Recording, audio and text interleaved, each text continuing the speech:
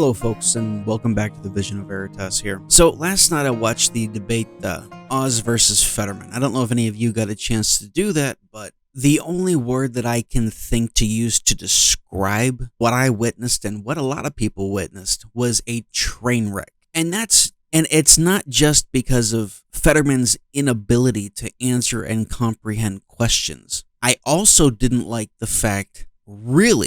like the fact that Oz is a lukewarm Republican just like Pat Toomey. The unfortunate part of this is Oz has the makings of a rhino, and collectively we have to stop that. That's a huge problem that is absolutely not what our nation needs. But of the two choices, I mean, it's obvious who I do support, and there's a lot of valid reasons for that. Now, I actually am going to go through the whole debate here. Yes, it is going to be long, but I think it's really important that we do that. I want to preface this by stating my commentary will have absolutely nothing to do with the effects and the aftermath displayed with regards to Fetterman's stroke. On a purely human level, it's very unfortunate what happened to him. On a policy level, his policies are just as bad now as they were prior to his stroke. So my commentary will have nothing whatsoever to do with his stroke.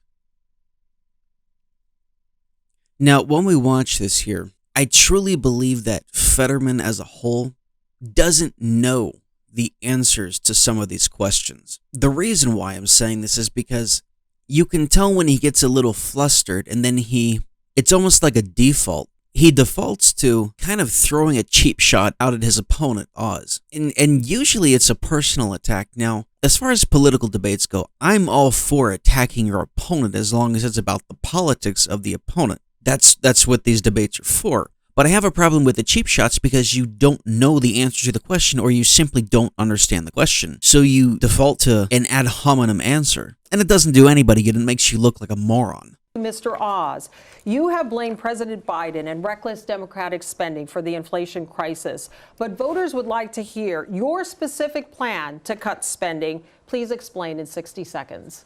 Well, if you ask the U.S. government, they'll tell you they have 4% waste and fraud. Now, I've traveled over the Commonwealth and spoken to countless people. There was a lady in Beaver County at a county fair who told me with fear in her heart that she wanted to provide food for her son's highly nutritious chicken she wanted. She couldn't afford it anymore. That's a big problem. If we've got 4% waste and fraud, we ought to be able to take care of that. John Fetterman's, however, response continually is to raise taxes. He raised taxes as mayor.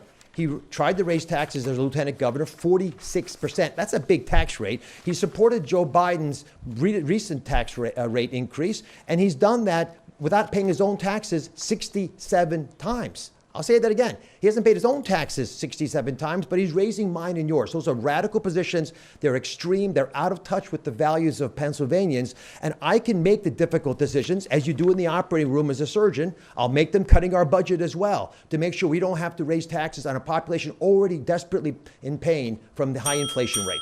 Mr. Fetterman, I will allow a 15-second rebuttal. He has specifically said you have not paid your taxes and that you want to raise taxes on Americans. How do you respond? Absolutely. The Oz rule, of course, he's lying. It was helping two students 17 years ago to help them buy their own homes. They didn't pay the bills, and it got her paid, and it has never been an issue in any of the campaign before. It was all about nonprofit.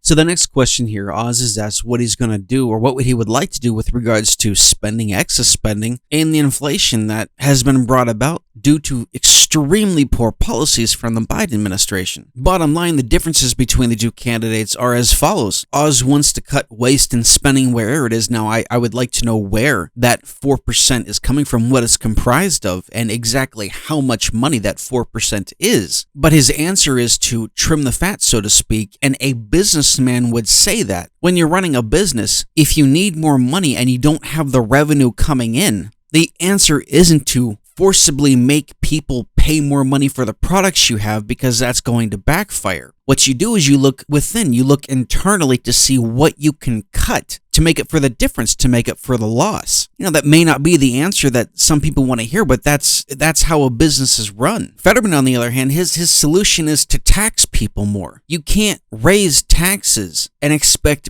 businesses to keep their employees. So rather than looking internally for the government to curb some of its waste, when you raise taxes on businesses, what you're doing is you're forcing businesses to make a very difficult decision. They're going to have to either come up with that extra money anyway, and in doing so, 9 chances out of 10, someone is going to get cut from the staff because there isn't enough money, because you're raising taxes on someone that is already taxed to an extreme. We have ungodly high business taxes here in this country. You don't expand a business by taking more money from them. You expand a business by leaving more money in the business owner's pocket. A 46% tax rate is freaking insane on whatever kind of a business you have, no matter how much money you're making. That's a lot in tax. Now, I don't know about Fetterman's tax issues, about him not paying taxes 67 times. Frankly speaking, I don't care. Hypocrisy aside, that's not really the issue here. The issue is raising taxes on everybody, and that's not the way to go about it here. But the answer he does give with regards to him not paying his taxes, I mean, most of the time you can figure out what the guy's trying to say, but I don't see how what he said or what he tried to say had anything whatsoever to do with his taxes. And what kind of a response does Fetterman have? It's a completely ridiculous personal attack. You see, Fetterman can't answer the question, so he says, well, it's the Oz rule. Everything that comes out of his mouth is a lie. And that's just a cop-out. He can't answer the question. He doesn't know the answer to the question. He maybe can't even comprehend the question. So he says whatever he can to bypass this question and get to the next question. All right. Thank you, Mr. Fetterman. If you stuck around and listened to this entire thing, I cannot say how appreciative I am of you, for doing so. You didn't have to do that.